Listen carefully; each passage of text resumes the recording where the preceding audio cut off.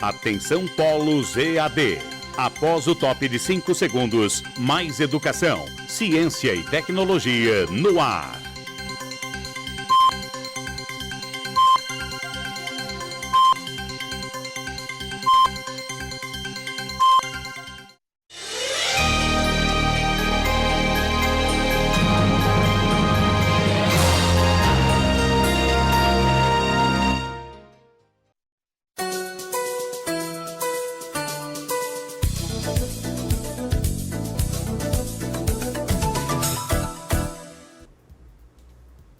Bom dia a todos e todas, sejam bem-vindos ao curso pró-funcionário ofertado pelo Instituto Federal de Rondônia. Nós estamos aqui nessa manhã para trabalhar junto a vocês com a disciplina de Homem, Pensamento e Cultura, abordagens filosóficas e sociológicas.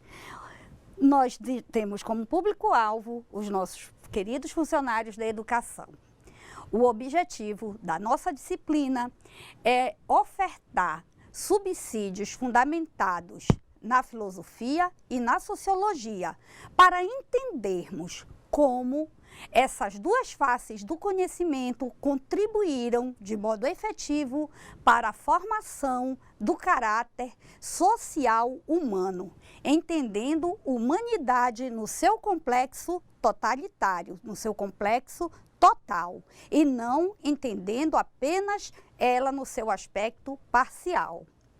Ora, quando nós falamos em fundamentos, o que é que nós queremos dizer com esta palavra? Fundamentos.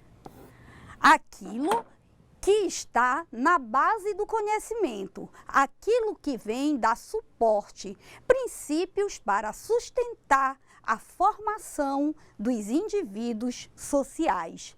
Nesse sentido, a filosofia e a antropologia passam a ser matérias essenciais para a abordagem da conduta e da trajetória do ser humano no mundo. Mais um detalhe que nós chamamos atenção. Quando falamos em fundamentos antropológicos e sociológicos da educação, da formação cultural, nós estamos nos reportando a uma cultura social estabelecida nas sociedades ocidentais. Os fundamentos filosóficos e sociológicos que aqui serão abordados, eles se voltam para um modo de pensar ocidental, não considerando aqui, por muitas vezes, outras culturas, por exemplo, a cultura do Oriente Médio ou a cultura budista. Qual é o papel da cultura e do devir na educação e na formação do caráter humano? Ora, para nós tratarmos de cultura e devir, primeiramente nós temos que entender que essas duas matrizes, cultura e devir, elas se retroalimentam. Eu tenho que a cultura e o devir são processos que se intercalam, que se retroalimentam, que são, nesse sentido, interdependentes. Por isso que cultura e devir são faces essenciais disto que nós vamos entender como educação, da formação do caráter humano.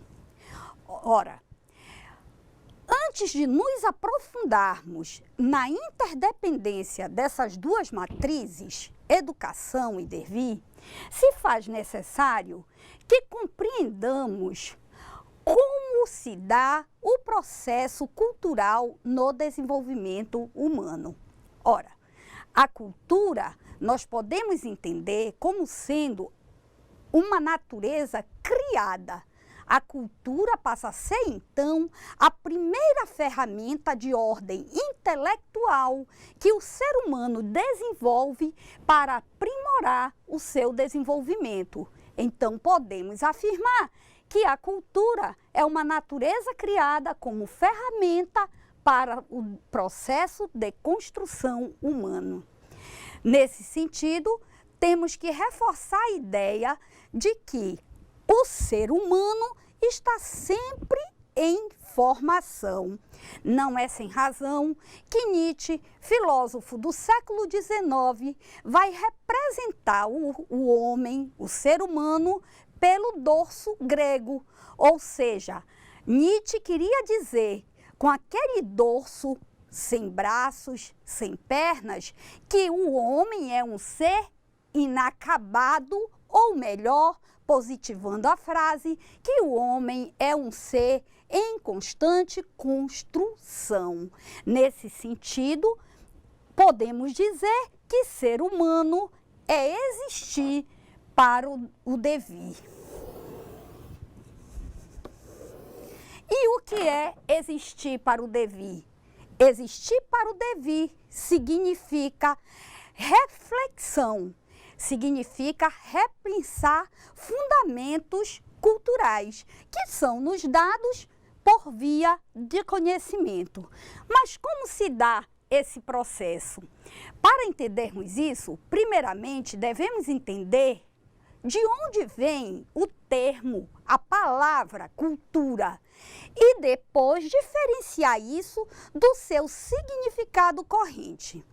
Quando falamos em origem etimológica da palavra cultura, o que queremos dizer com isso? Queremos dizer que aqui vamos tratar do que esta palavra quer dizer nos dicionários, como ela está posta no dicionário, como ela é definida por um professor em sala de aula. E ao falarmos do seu significado corrente, vamos querer dizer como a cultura é absolvida, compreendida e passa a fazer parte do contexto humano.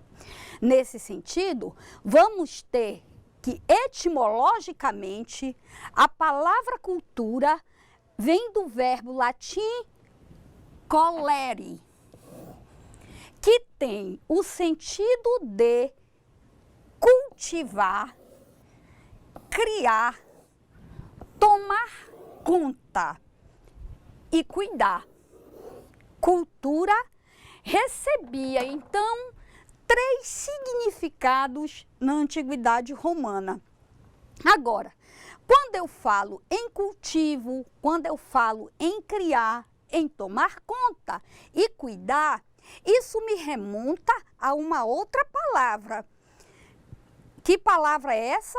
Responsabilidade. Nesse aspecto, eu tenho que entender que cultura, devir e responsabilidades são matrizes correlatas que devem percorrer um caminho ou uma vereda comum em direção ao desenvolvimento do ser humano. Voltando, na Antiguidade Romana, a palavra cultura significava, primeiro, o cuidado do homem com a natureza, e daí vem a palavra agricultura. Com este termo, agricultura, nós já tínhamos, claro, a intervenção do ser humano na natureza. Ou seja, eu vou entender que o ser humano não vai mais estar numa posição passiva de receber da natureza os frutos que ela lhe proporciona, os frutos que ela quer lhe dar. Não, ele usando de sua razão, de sua intelectualidade, ele intervém no processo natural, produzindo não só os alimentos que a natureza lhe proporciona, mas produzindo novos alimentos e alimentos que ele considera melhores para a sua subsistência, desenvolvendo a partir da agricultura outras ciências, como a economia, por exemplo.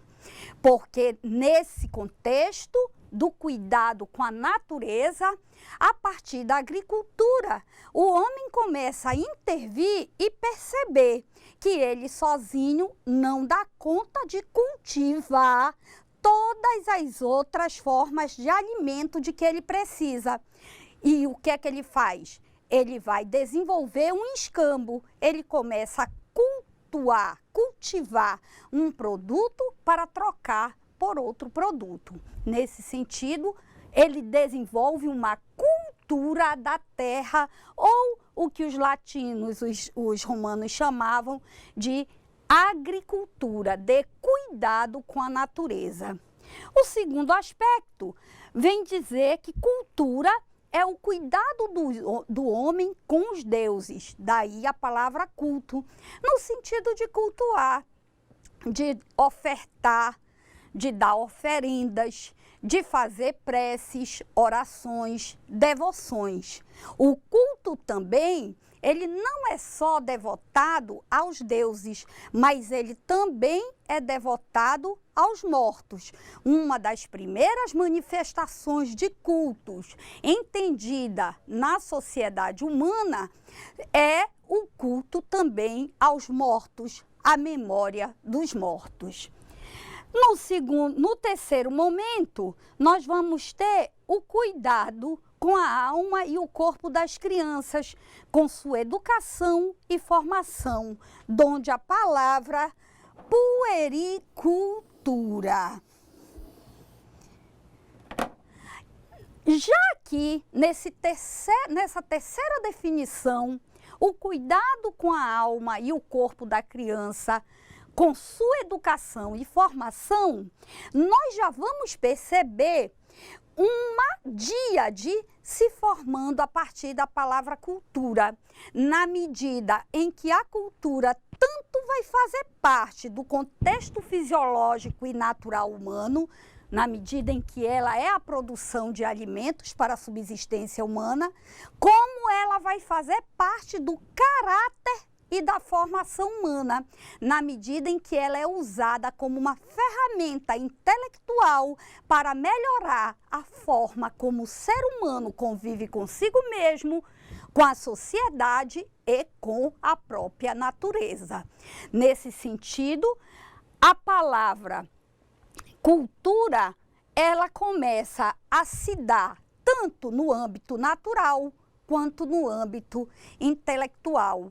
E essas duas matrizes, elas vão se intercruzar. Não é à toa que René Descartes, no século XVII, escreve um livro, O Mundo, ou Tratado da Luz e do Homem.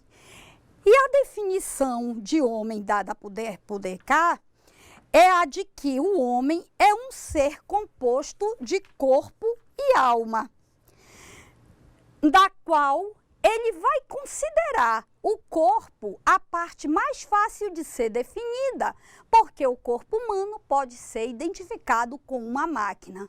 Já a alma precisa de outros complementos para ser conhecida ou para se ter a pretensão de conhecê-la. Saindo da questão etimológica, nós vamos entender como essa composição da palavra cultura chega a ser percebida pelos indivíduos sociais. Como cada pessoa compreende cultura, ou como cada grupo social se relaciona com a cultura. Então, nós vamos ter três proposições. A primeira, cultura como conhecimento. Ou seja, uma pessoa que é culta, fala várias línguas, adquiriu conhecimentos filosóficos, físicos. Essa pessoa é entendida na sociedade como uma pessoa culta porque ela detém certo conhecimento, certo saber. Num segundo caso, nós vamos ter cultura como manifestação artística própria de um povo. Essa cultura, ela pode tanto ser artística popular, como ela pode ser uma artística elitizada. O exemplo disso que nós vamos ter são as danças folclóricas. A dança folclórica, no Brasil, por exemplo, de um modo geral, o samba passa a ser uma cultura popular. Entretanto, nós também temos pessoas que vão apreciar música clássica, vão apreciar a ópera. Isso que nós vamos chamar de cultura elitizada. Por quê? Porque são trabalhos artísticos que não estão, embora devessem estar, ao alcance de toda a população. O terceiro sentido de cultura, de significado de cultura, é a cultura como costume e crenças de um povo, o modo como o povo se movimenta dentro da sociedade, como o povo se alinha com sua religião, com sua alimentação, com seu modo de vestir, com o seu modo de confraternizar. Tudo isto está no contexto da cultura como costumes e crenças. Cultura, culto e inculto. Marilena Chaui, no seu livro Convite à Filosofia, vai destacar que, num país como o nosso, dizer que alguém é inculto porque é semi-analfabeto deixa transparecer que a cultura é algo que pertence a certas camadas ou classes sociais socialmente privilegiadas, enquanto a inculta está do lado dos não privilegiados socialmente, portanto, do lado do povo e do popular. Ora, eu posso dizer que a cultura, vamos dizer aqui, que uma pessoa inculta, mas que está inserida em um contexto social, ela não tem cultura apenas porque ela não detém certo conhecimento? Será que o semi-analfabeto, o ribeirinho, ele não tem cultura? Essa é a questão que nós vamos perceber. Na verdade, a cultura, ela pode ser expressada através de danças típicas, de manifestações religiosas de um povo. Nós vamos, por exemplo, tomar aqui uma dança típica do Pará, que chama o carimbó. Os dançarinos e as dançarinas de carimbó podem não ter o conhecimento antropológico e filosófico desta dança, mas eles dominam a dança, os passos, o manejo, os compassos, eles dominam a música, mas eles podem não ter um conhecimento antropológico e sociológico da mesma. Por outro lado, o antropólogo e o sociólogo, embora pesquisem e tenham às suas mãos todos os fundamentos filosóficos e sociológicos dessa dança folclórica, eles podem não dominar os passos da dança. Veja, eu tenho tanto na camada popular quanto na camada intelectual uma forma de conhecimento. Eu não posso dizer que aquele que meramente dança o carimbó é aquele que não sabe nada. Não, ele domina uma dança, ele domina um saber que pode ser compartilhado. Na medida que um saber pode ser compartilhado, ele pode ser chamado de saber cultural. Nesse sentido, é que nós vamos dizer que a cultura, tanto dos dançarinos quanto dos pesquisadores, são culturas que são interdependentes. E tanto dançarinos quanto pesquisadores são pertencentes e têm a pertença de uma cultura que é a cultura do carimbó.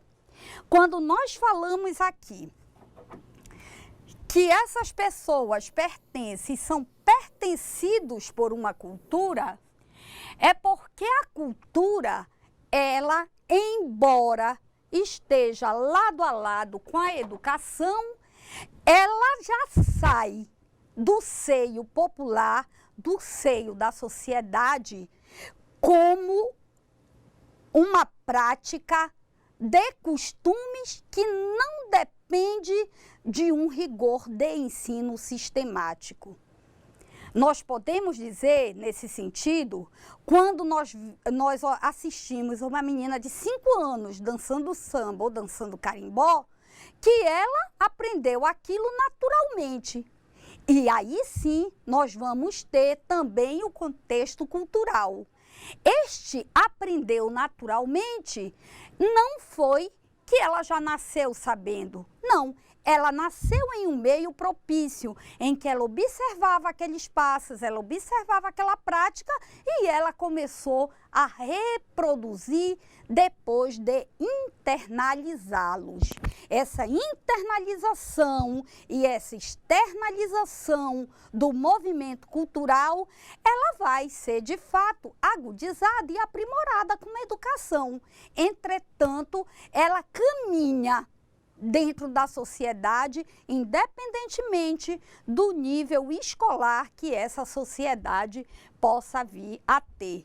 É nesse sentido que podemos afirmar que tanto dançarinos e dançarinas quanto os pesquisadores participam, pertencem e são pertencidos pela cultura. Nesse caso, nós vamos aqui registrar a impossibilidade do inculto. Por que é impossível existir uma pessoa inculta? Porque, como nós dissemos antes, a cultura é um processo que se dá no seio e no contexto social. O modo como eu me visto, o modo como eu me alimento, o modo como eu me confraternizo com as pessoas, tudo isso é cultura.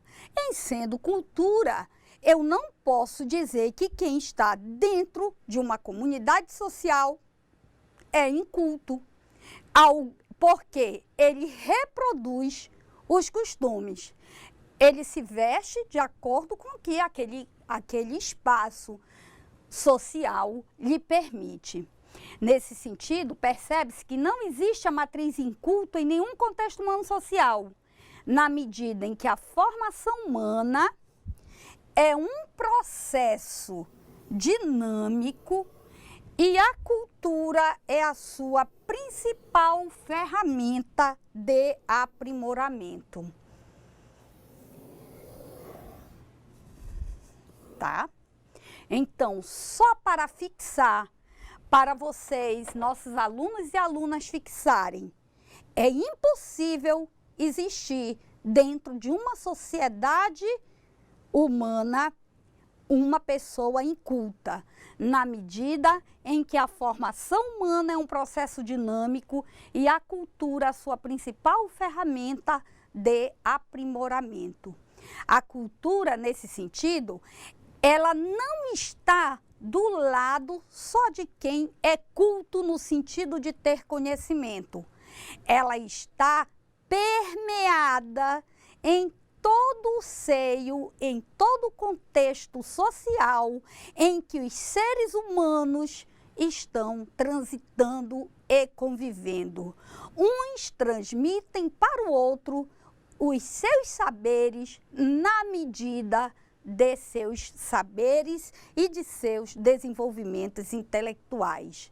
Ora, se eu digo que o aprimoramento é um processo dinâmico e que a cultura é a sua principal ferramenta, eu tenho que entender que toda uma sociedade está sempre em construção, ou seja, ela está sempre em um devir. Toda sociedade sempre precisa de algo, sempre precisa crescer, melhorar em algum aspecto. E é através da cultura relacionada a sistemas sociais, práticas sociais, políticas públicas, políticas culturais, que nós vamos ter esse aprimoramento. Cultura como ferramenta ponte para o devir. Você pode pensar até mesmo que o humano tem uma natureza cultural. O humano se transforma no mundo que ele mesmo constrói. O humano se transforma no mundo que ele mesmo constrói. E que mundo é esse que o ser humano constrói? É o mundo social, cultural, histórico. o mundo humano. Ora, dizer que o ser humano tem uma natureza cultural e dizer que este é um processo em devir, é um processo em construção, é o mesmo que dizer que a cultura é a segunda natureza humana. Podemos dizer que somos o único animal sobre a Terra que possui uma dupla natureza, uma fisiológica e outra criada, intelectual, ou seja, cultural. Nesse sentido, nós vamos aqui estabelecer uma breve relação. Qual seria a diferença até aqui, dentro do que analisamos até aqui, qual seria a diferença percebida entre nós, seres humanos, e as outras espécies animais? Ora, nós podemos afirmar que todas as outras espécies animais, elas estão fadadas à extinção, porque elas vivem de seu instinto, elas não têm poder criativo. Na medida em que os seus instintos não responderem mais às necessidades oferecidas pela natureza, a tendência é ela se extinguir. Já o ser humano não. O ser humano, por ter no seu íntimo a cultura do progresso, a desenvolver ferramentas de aprimoramento, ele não está condenado à extinção, ele está condenado plenamente à evolução. O ser humano é o único animal que não para de evoluir. Uma vez dado um passo para a frente, ele jamais regride. O exemplo mais claro que nós temos disso são as inventividades tecnológicas. Nós vamos perceber que o João de Barro, ele constrói a casa dele, desde que nós sabemos do João de Barro, do mesmo modo até hoje. Há 100 anos o João de Barro construía a casa daquele modo e ele constrói hoje do mesmo jeito. O ser humano não. Se nós formos observar o desenvolvimento arquitetônico atravessado ao longo do tempo pela arquitetura, nós vamos perceber que várias coisas foram criadas, outras foram transformadas e outras foram eliminadas. Isso tudo em função do quê? Da inventividade intelectual humana. Portanto, em relação a outras espécies, nós somos a única espécie com dupla natureza, uma fisiológica e outra cultural. E somos também a única espécie fadada à evolução. Nosso caráter é sempre evoluir. Cultura singular e cultura no plural. Nós vamos ter, segundo a nossa apostila Profuncionário, que a cultura é o jeito de viver dos seres humanos em geral e, ao mesmo tempo, o jeito de viver de grupos sociais específicos. E tudo assim, falamos em cultura no singular como aquilo que diferencia os homens de tudo o mais que existe no mundo. Culturas no plural é o que diferencia os homens entre si. A partir disso, nós podemos perguntar: o que na cultura humana podemos denominar de universal? E volta a nossa questão. Na cultura humana, o que há de universal em todas as sociedades conhecidas é o estar fadado à evolução. É o caráter de progresso, de evolução, entendido no sentido de que cada passo que o homem dá para frente, ele jamais retrocede. Nesse sentido, nós vamos dizer que uma cultura humana universal é aquela cultura evolucional. É o caráter de evoluir. Todas as sociedades humanas vão ter esse caráter. Podemos afirmar, nesse sentido, e reforçar a nossa tese inicial.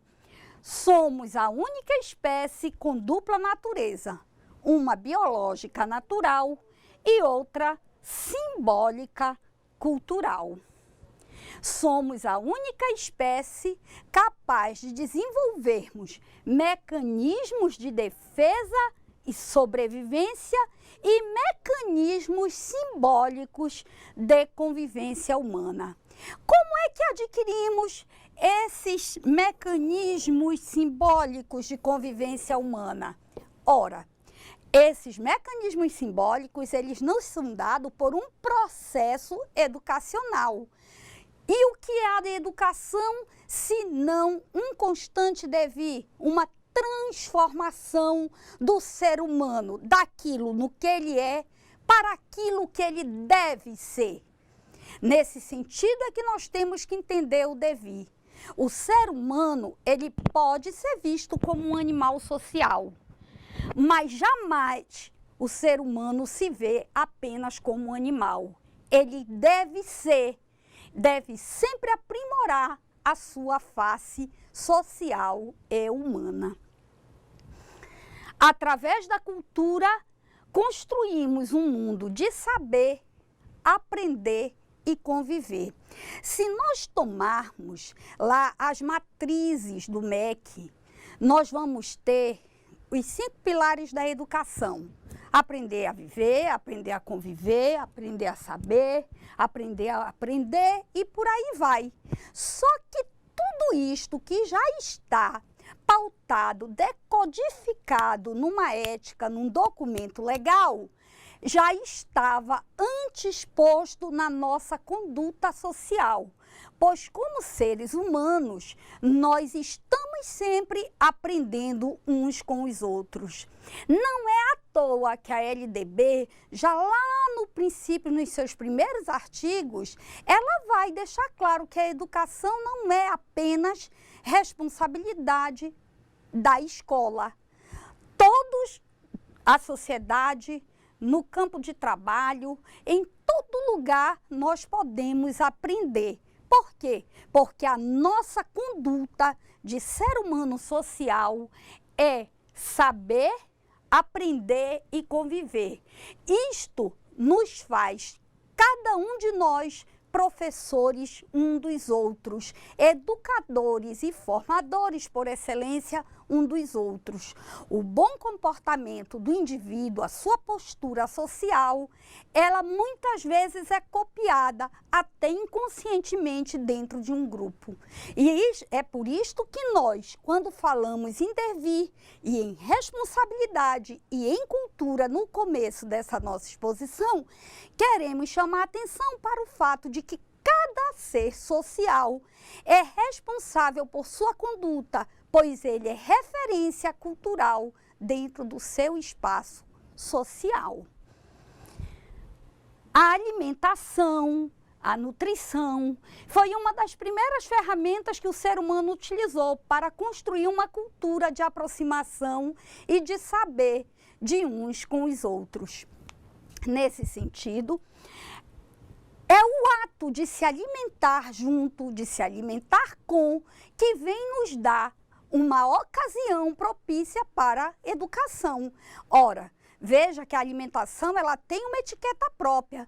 Como eu sento à mesa, como eu sirvo às outras pessoas, como eu me comporto quando eu estou me alimentando em público. Isso tudo faz parte de um escopo educacional, mas também cultural. Podemos afirmar que o devir humano é, ao mesmo tempo, nesse sentido, natural e cultural.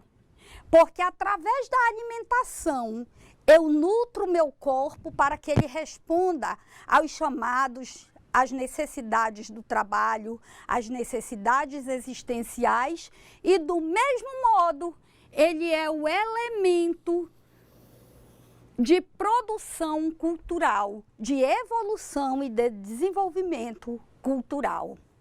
Podemos afirmar, nesse sentido, que a cultura e a educação se retroalimentam na medida em que, por um lado, a educação é uma ferramenta utilizada para expandir e afirmar a cultura, enquanto, por outro lado, a cultura se manifesta espontaneamente na educação. Isso nós vamos perceber na medida em que a criança começa a manifestar na escola o seu modo de ser, o seu comportamento. E a escola tem o papel de modelar esse comportamento, porque aquela criança que chega na escola, aquele adolescente, ele não é mais apenas um indivíduo, mas ele é um agente social que futuramente tem o papel de transformar, de refletir e revisionar as práticas sociais. As culturas se transformam-se em ritmos diferentes, uma em relação à outra, conforme o contato mais ou menos frequente entre elas e conforme as novidades vão sendo produzidas no devir cultural. Quando nós falamos dessa inter-relação da educação com a cultura e voltamos aqui a falar de transformação, nós podemos perceber esses quadros, esses movimentos, esse dinamismo dentro da própria evolução histórica de nossa sociedade.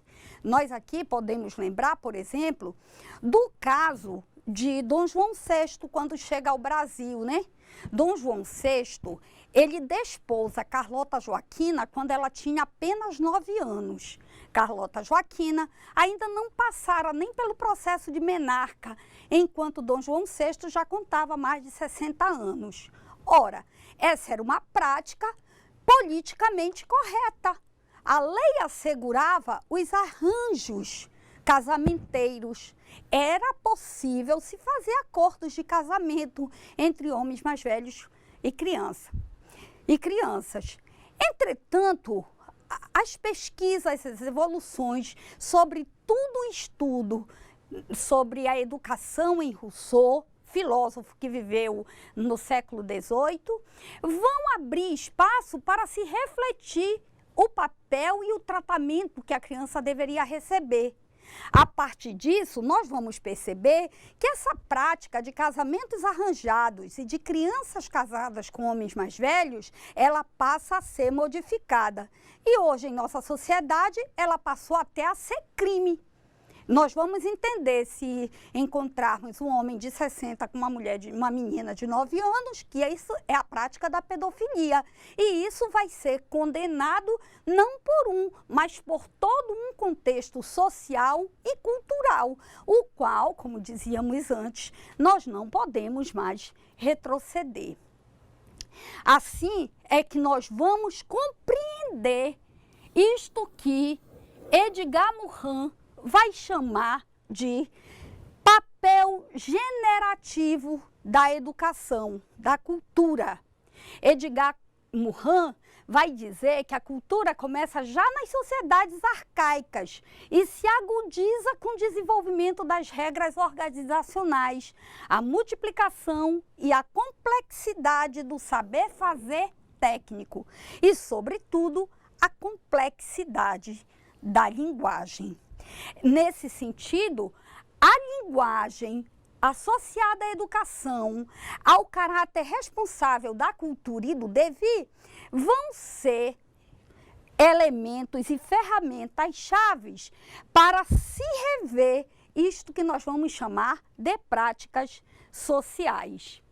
A transformação cultural ou o devir humano é, nesse sentido, a característica para a formação do caráter, das ideias de um povo, na medida em que as sociedades se modificam, as sociedades modificam suas práticas à cultura e também, nesse caso, a cultura vai tomar novos contornos. Ora, se eu modifico a prática social, a cultura também se modifica. A exemplo do que nós falávamos sobre Dom João VI e Carlota Joaquina, isso não se trata mais de um casamento político, de um arranjo político como fora na época, mas de pedofilia. Isto é, um movimento cultural. A cultura muda, as práticas sociais mudam e vice-versa. Para uma definição de homem, considerando a interrelação cultura-devir, podemos afirmar que o homem é o único animal com dupla natureza. Uma natural, que vamos chamar fisiológica, e outra artificial, criada, que é nesse ponto que nós vamos desenvolver aquilo que mais tarde nós vamos analisar em outras etapas, a partir da segunda unidade, como o devir humano. Ora, o devir vai ser essa prática essencial, a transformação essencial que vamos poder observar no decorrer da evolução humana. É devir exatamente porque não tem uma finalização. Como falávamos anteriormente, somos a única espécie condenada a evoluir e evoluir constantemente. Entretanto, isso está agregado à cultura, ao devir e à responsabilidade que temos dentro desse contexto social. Vamos encerrando por aqui. Eu espero que todos e todas tenhamos aproveitado esse módulo e recomendo que façam leituras. As leituras da apostila do Profuncionário, que é o nosso material didático obrigatório, e a leitura de textos que estão indicados na bibliografia da nossa ementa. Obrigada a todos e todas e tenham um bom dia.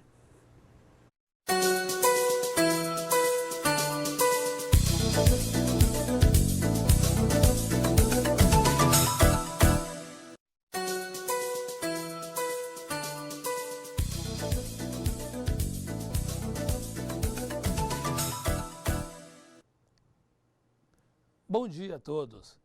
Confesso a vocês que eu estava aqui apreensivo por esse momento, para ver como é que vocês receberam essa nova disciplina, e eu estava aqui aprendendo, crescendo um pouco também no entendimento do que é o homem em outras definições, né?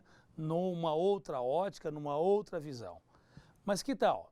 Conseguiu acompanhar bem a explanação da professora Noêmia?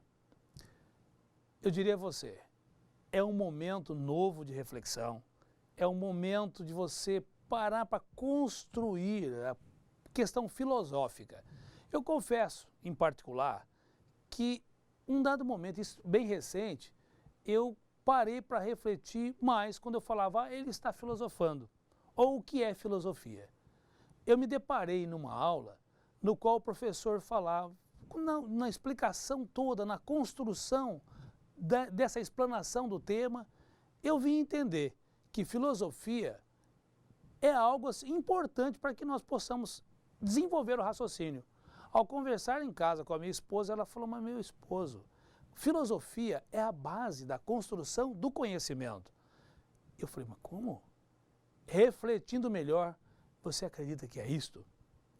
Porque quando nós começamos a pensar e construir em cima, às vezes, de um imaginário ou de uma situação, começa a solidificar, sedimentar em nós uma informação, um conhecimento.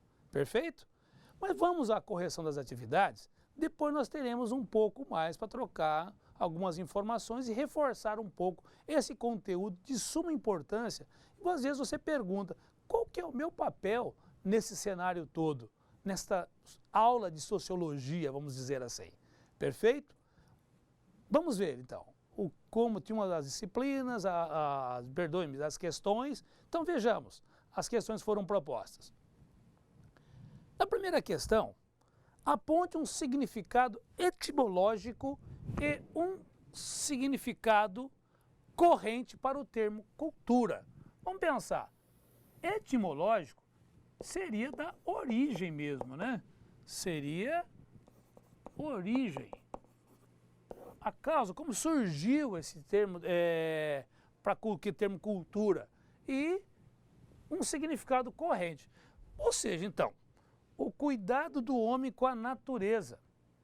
eu diria o seguinte, esse cuidado do homem com a natureza, porque desde os primórdios, ele começou, o primeiro contato dele foi com a natureza, de onde a palavra agricultura, eu diria aqui que ela surge, a palavra agricultura.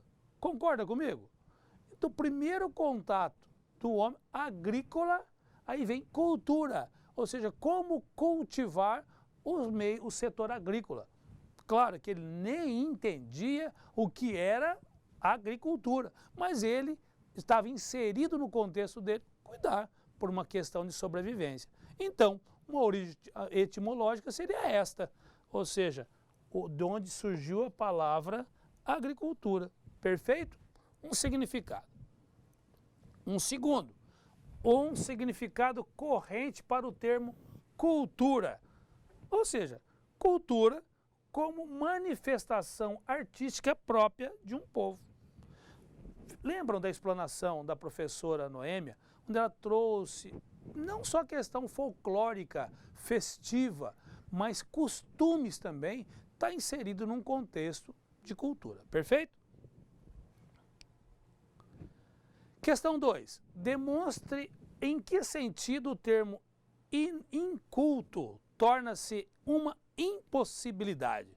Me parece que foi no slide, não me recordo agora, me parece o slide 13, mas ela fala exatamente dessa explicação, ou seja, percebe-se que não existe matriz inculto em nenhum contexto humano social. Isto é fundamental. Na medida em que a formação humana é um processo dinâmico e a cultura é a sua principal ferramenta de aprimoramento. Perfeito? Então, demonstra o sentido do termo inculto, ou quando ele torna-se impossível, ou seja, impraticável. Meu querido, então, todo ser humano, ele é culto. Às vezes, costumo dizer para uma pessoa inculta quando se compara com a cultura de outro. Você concorda, então, que numa valorização humana você não pode dizer uma outra pessoa de inculto? Ué, pode ser que ele tenha a cultura que você não tem. E vice-versa. Ah, por que não estabelecer, então, uma troca de conhecimento aonde os dois se desenvolvem e há um nivelamento? Perfeito? Isso acontece muitas vezes no desnível social. Aí nós temos que entender um pouco como se comporta, como posicionar diante dessa situação. Vejamos a terceira questão. Cite 3 exemplos de cultura popular. Opa, foi fácil. Bumba Meu Boi, Flor do Maracujá, Círio de Nazaré e outros. Perfeito? Aqui regional, outros vizinhos, tem até alguns. Gente, quantos outros nós poderíamos dizer? Perfeito? Essas festas, essas datas que se comemoram ao longo do ano todo, são manifestações populares, de crenças populares. Questão número 4. Esta sim é de cunho pessoal. Mas vejamos.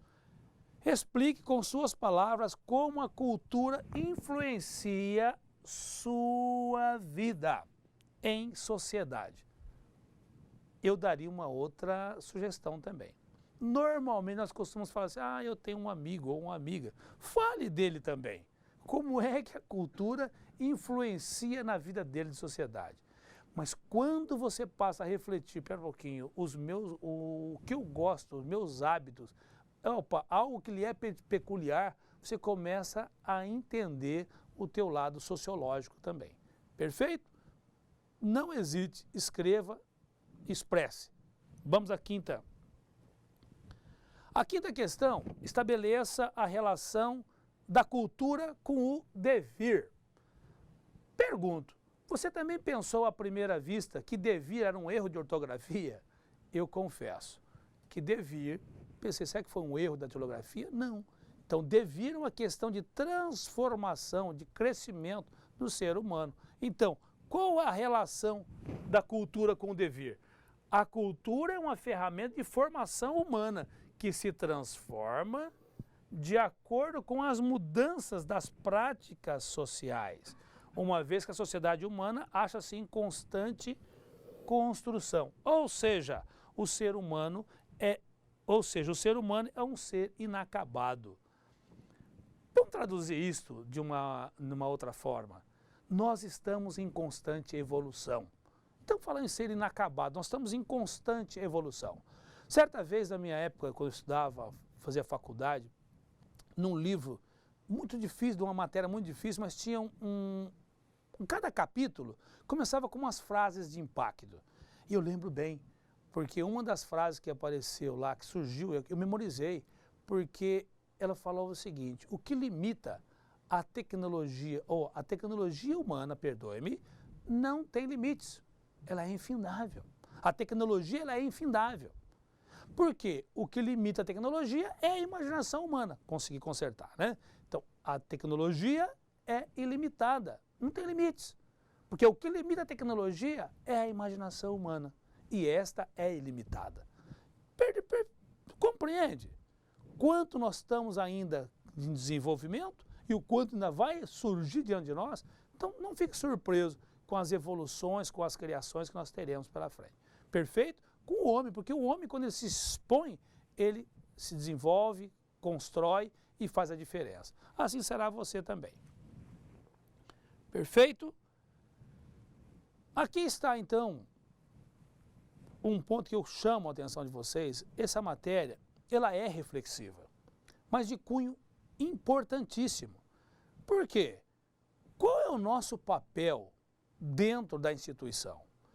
Será pelo fato de que eu não estou diretamente dentro de uma sala de aula, mas eu estou dentro de uma escola? Qual é o meu papel? Como educador ou como cidadão? Pode ter certeza. Na palavra-chave, vamos dizer assim, na palavra magna do autor do livro que você recebeu desse módulo, o professor Dante, ele faz uma explanação interessantíssima, aonde ele faz menção de que ele estava na escola, mas de repente ele começou a descobrir essas situações. Eu lembro também da época da minha faculdade, como disse já eu fiz engenharia, mas na nossa escola nós tínhamos uma pessoa que fez a diferença em toda a nossa formação. Claro, quando comecei a refletir nesse tema, nesse livro, eu também me remeti àquele meu tempo de escola. Quem me veio à memória? Alguém que, pode ter certeza, por um bom tempo, às vezes nós lembramos muito pouco, ou às vezes só em alguma questão social, mas uma senhora que cuidava da parte de limpeza foi a homenageada pela nossa turma. Dona Cida. Dona Cida, ela era muito especial. Nós éramos uma turma grande, mas Dona Cida tinha um carinho especial com todos os alunos. A maneira dela, de manhã, a abordagem, o bom dia dela era um bom dia especial. Então você concorda que Dona Cida fez parte do nosso processo de formação escolar, a ponto dela ser homenageada na nossa comissão de formatura. A equipe, a comissão de formatura, levou-a para a festa, não só a nível de convite, não só de homenagem singela em papel, mas ela participou de todas as festividades conosco, como alguém que participou conosco durante toda a nossa evolução. Será só isso? Não, porque nós, enquanto estamos num ambiente, nós fazemos parte de um processo educativo. Nesta hora, nós construímos valores também nos alunos. Veja que a proposta desse módulo, eu entendi que seria uma maneira de tornar a escola mais humana, mais reflexiva, mais atenta. O homem como cidadão, o homem, o aluno, na busca do conhecimento, o aluno como ser humano e o funcionário também, cada parceiro, vamos dizer assim, desse contexto como um agente no papel da educação. Você é um agente. Eu me considero hoje um agente. Quando um aluno procura, seja meu ou não aluno, eu procuro entendê-lo. Veja que, numa relação normal, onde nós trocamos a informação nas abordagens, o que é comum, como nós estamos tão ocupados, tão cheios de afazeres, é você já procura de cara, corta, não seja mais direto.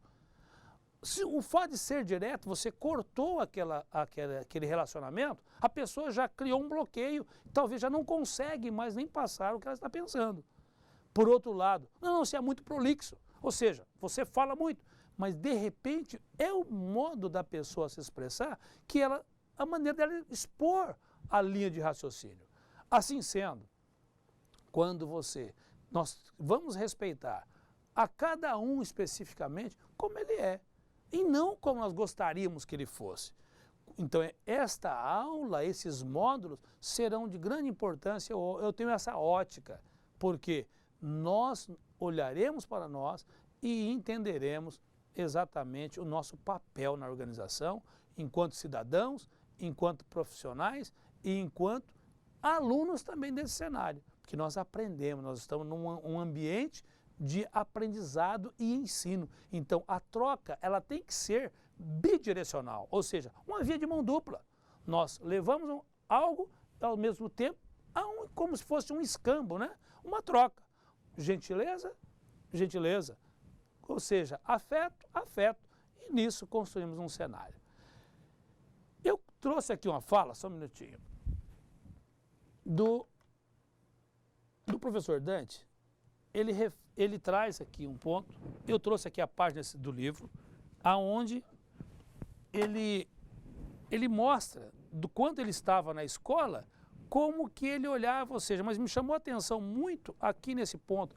Agora tem a oportunidade de rever ou de pensar atentamente sobre o valor educativo, do valor educativo das atividades dos funcionários de uma escola, ou seja, e ele nos convida a pensar sobre isso.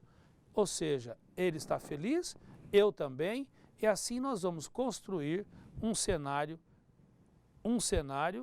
aonde, deixa eu chamar aqui outra página,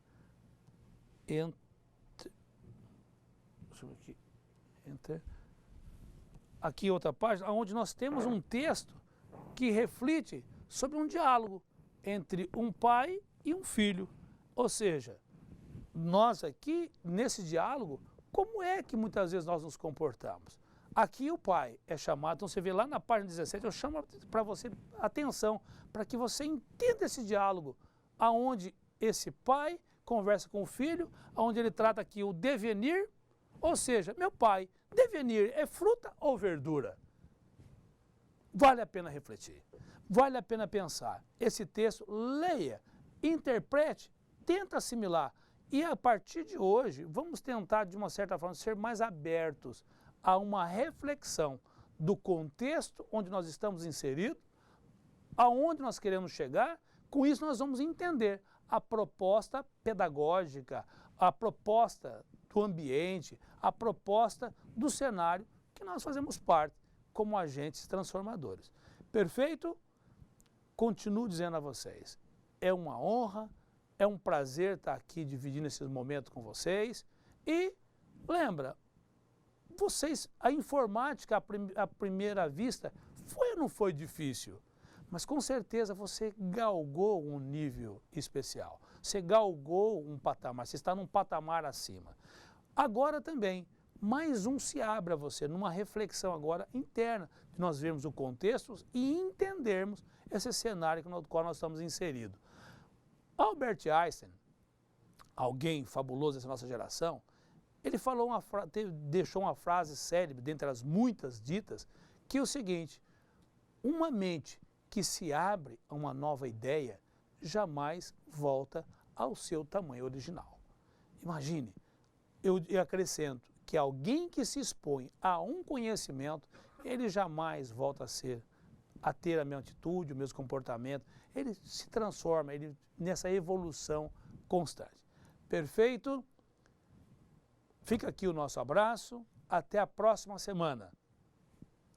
Leia, medite, reflita em cada tema, cada página do livro. Um abraço.